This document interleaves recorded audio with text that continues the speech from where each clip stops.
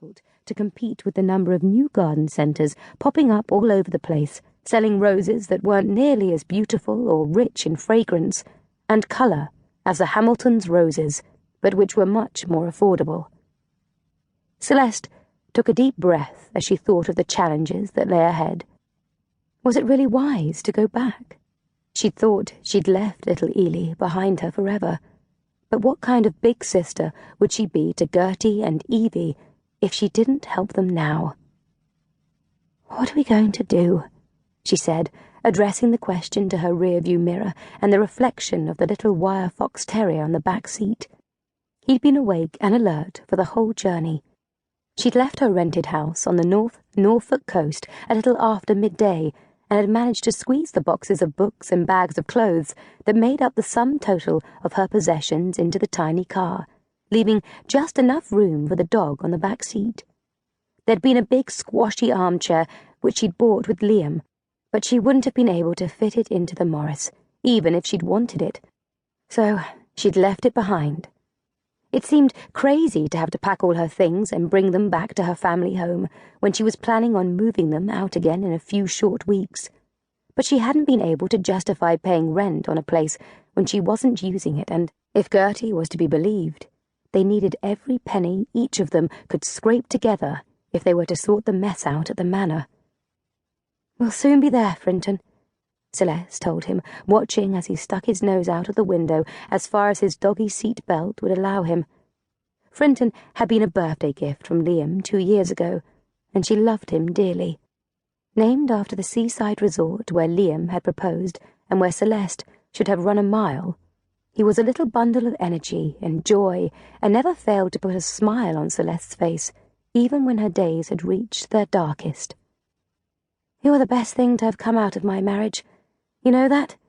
she told the little dog, and how grateful she had been to have his warm company at the bottom of her bed on the nights following the breakdown of her marriage a year ago.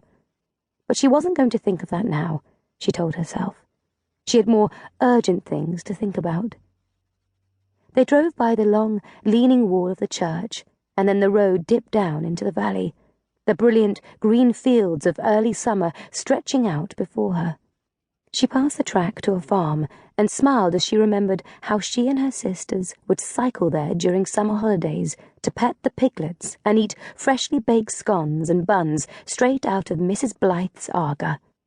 It was always a real treat to eat homemade goodies. Their mother had never baked and had rarely cooked anything from scratch.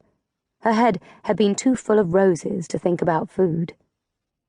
As she passed by a stile where she'd had her first kiss at the age of 13, the road curved round to the right.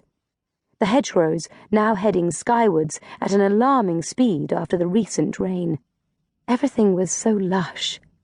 She slowed the car down and, a moment later, turned left down a private road that was lined with horse chestnuts which provided shade in the summer and shadows in the winter, and littered the road with shiny fat conkers during the autumn.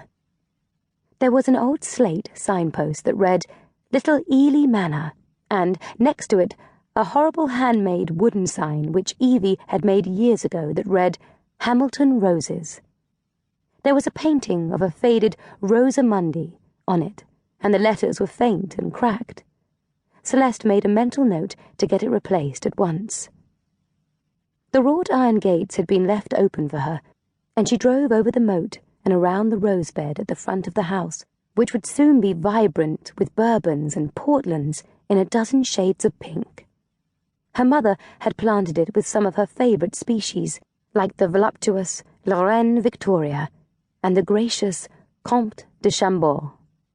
Celeste could see some of the buds were about to open any day now, and, despite her misgivings about being back, she couldn't help but look forward to sticking her nose into the soft petals and inhaling deeply. There was nothing quite like an old rose for scent. Parking the Morris next to an old Volvo shared by her sisters, which was more rust than paintwork these days, she sat for a moment, looking up at the great house. Little Ely Manor, dated back to the 14th century, although it had been added to down the decades, with a Tudor wing here and a Jacobean one there, mostly made of red brick, which had mellowed and softened over the years.